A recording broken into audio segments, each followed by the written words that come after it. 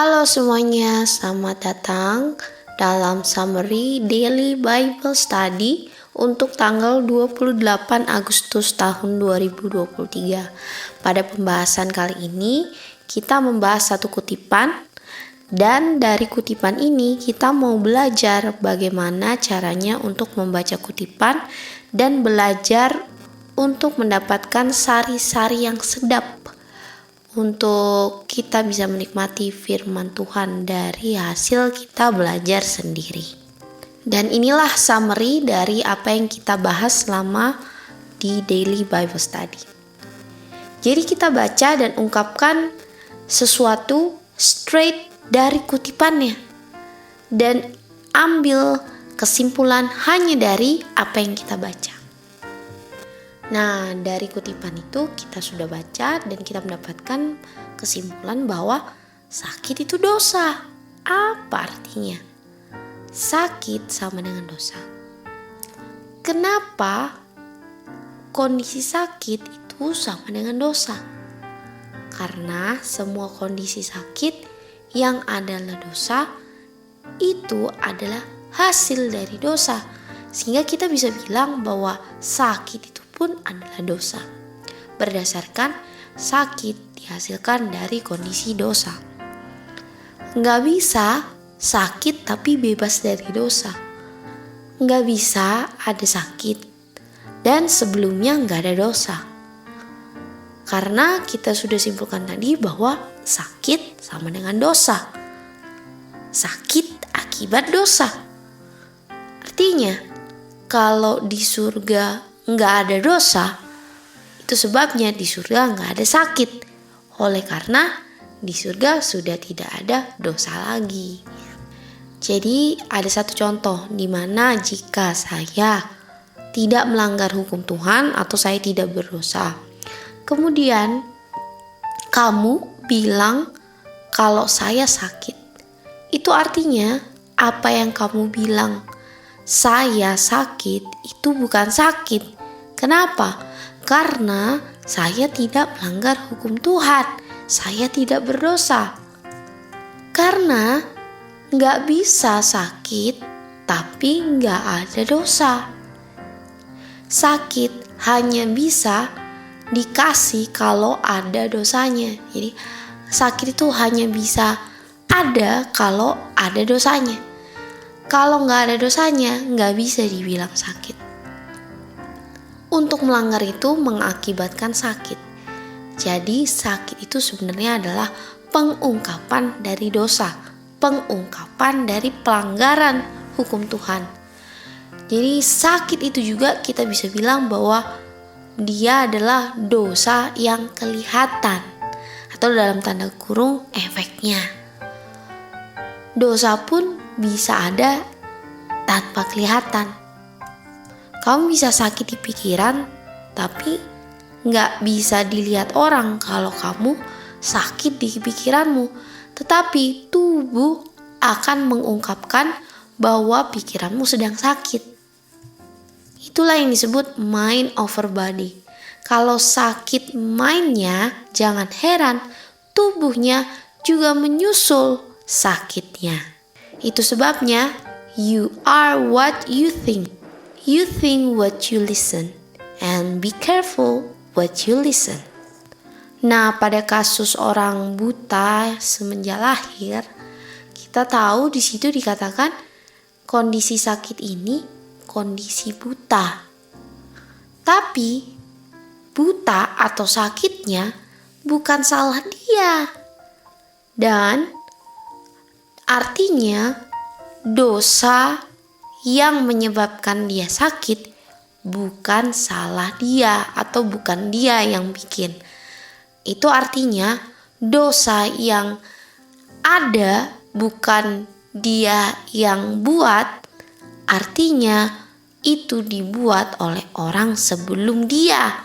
Kalaupun bukan orang tuanya, artinya sebelum orang tuanya. Mari kita lanjut ke bagian yang kedua. Setelah kita keluar dari breakout room. Jadi kita tahu bahwa Adam itu bukanlah Adam walaupun bentuk tubuh udah menjadi Adam. Adam adalah Adam kalau bentuk tubuhnya sudah ada ditambah dengan nafas kehidupan. Barulah Adam adalah living soul. Kalau dua unsur tadi dipisah, Adam menjadi mati. Jadi tanah adalah tanah yang dibentuk Tuhan.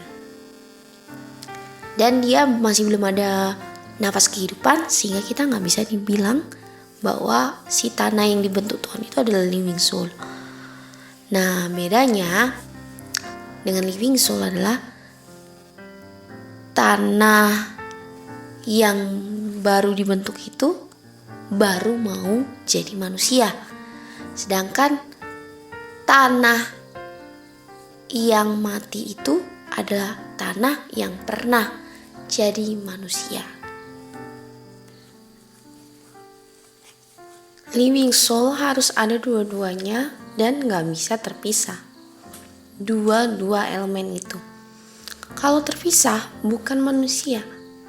Manusia pada saat dalam posisi dua elemen itu, yaitu tanah dan breath of life, pada posisi itulah digoda setan. Dan yang digoda setan melalui ular, yang digoda adalah mind atau spirit dari manusia. Roma 8 ayat 16. Unholy, undivine influence lah yang menggoda mainnya Hawa. Dia menggoda supaya unholy influence-nya setan mau mempengaruhi mainnya Hawa untuk mau adopsi mainnya setan. Dan kita tahu sebelum dipengaruhi, dia belum pernah ada sakit, belum pernah ada flu. Artinya sakitnya adalah setelah mainnya Hawa dipengaruhi oleh unholy influence. Mind satu dengan flesh tubuh. Sudah pasti tubuh menjadi sakit gara-gara mind. Tubuh akan menjadi sakit kalau mind sudah melanggar hukum Tuhan dahulu. Hawa berdosanya di mind, lalu yang menyusul tubuh. Dan tubuh sakit adalah hasil dari berdosa. Mind yang sakit bisa saja setelah itu right away menghasilkan tubuh yang sakit juga. Tapi bisa saja sakitnya tubuh muncul beberapa waktu kemudian. Artinya tubuh atau fisik sangat dipengaruhi oleh mind, atau kita bisa sebut sebagai spirit yang kita. Karena tubuh dan mind itu adalah satu. Dan kita tahu tadi sudah disebutkan bahwa tidak bisa dipisahkan. Kalau dipisahkan artinya tidak ada living soul. Spirit atau mind yang dipengaruhi juga akan mempengaruhi tubuh. Itu artinya penting apa yang kita masukkan ke dalam pikiran kita. Karena mind kita sangat mengaruhi tubuh kita. Jadi kalau sakit, nomor satu yang dicek dulu adalah mind. Harus dicek dulu.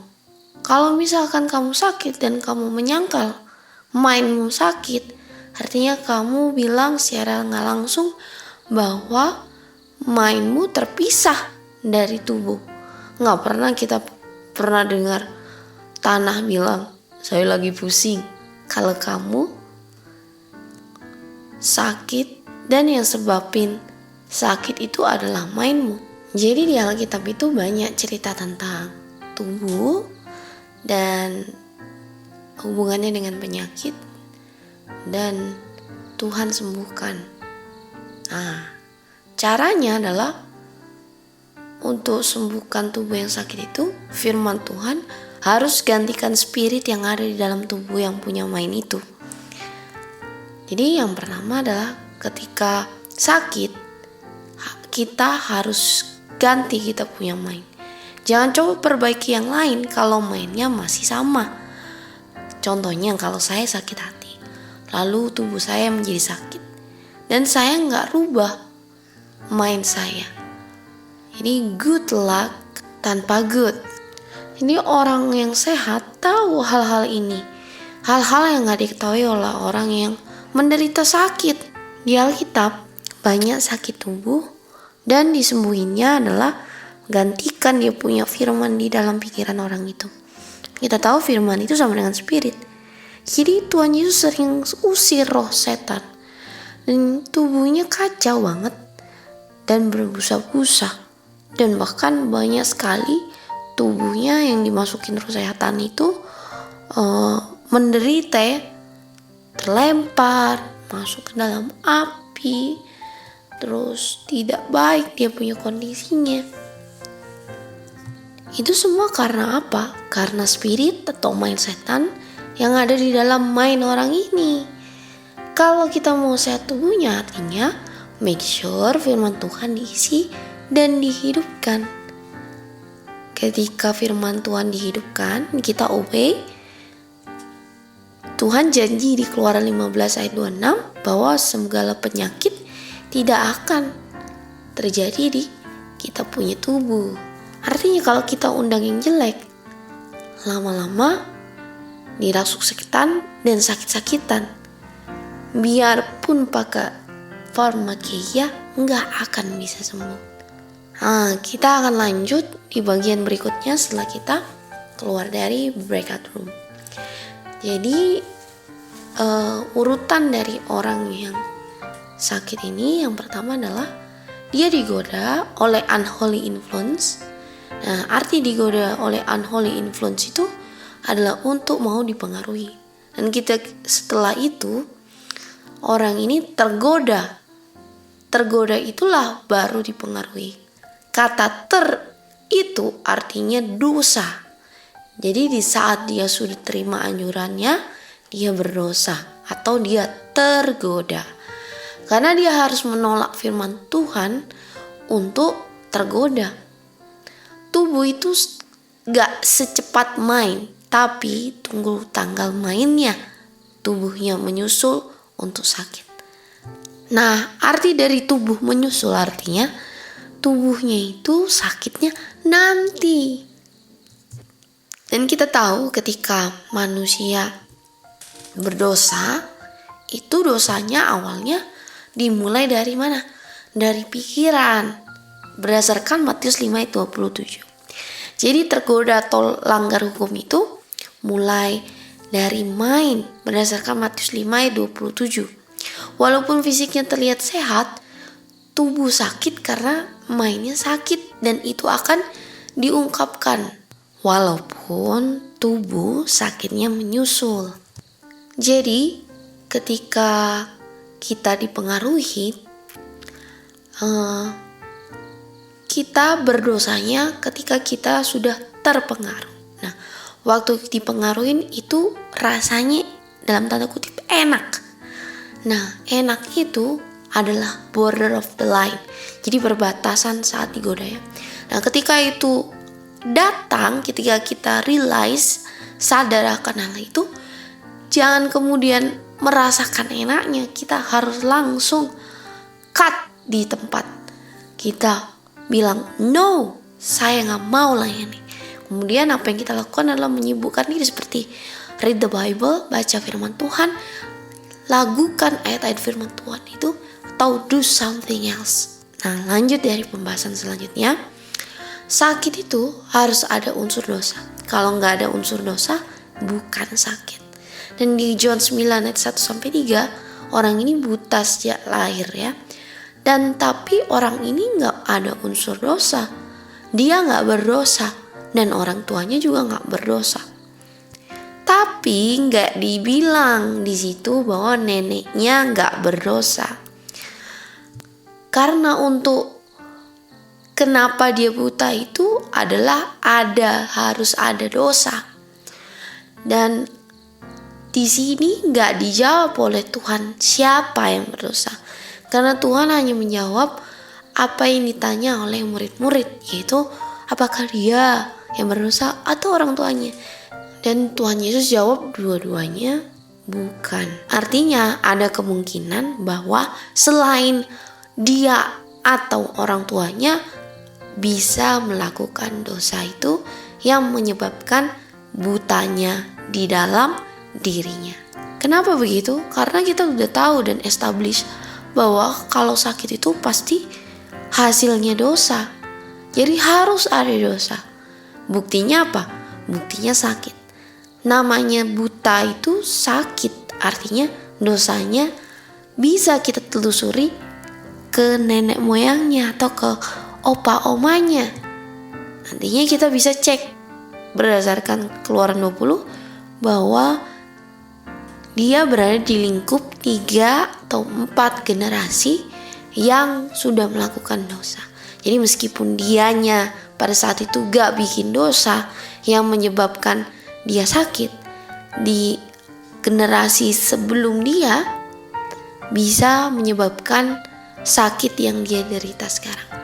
Artinya kita juga bisa tarik kesimpulan seperti ini, bahwa sakitnya orang buta itu dimulai atau bisa dipengaruhi oleh si Hawa yang 4000 tahun lalu sudah berdosa.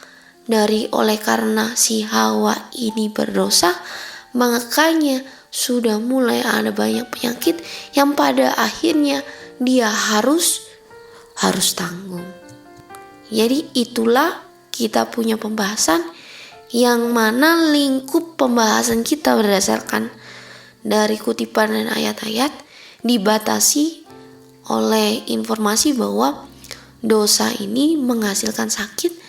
Dan namanya sakit pasti ada dosa yang telah dilakukan. Terima kasih karena sudah mendengarkan Summary Daily Bible kita. Tuhan memberkati, sampai ketemu. Bye.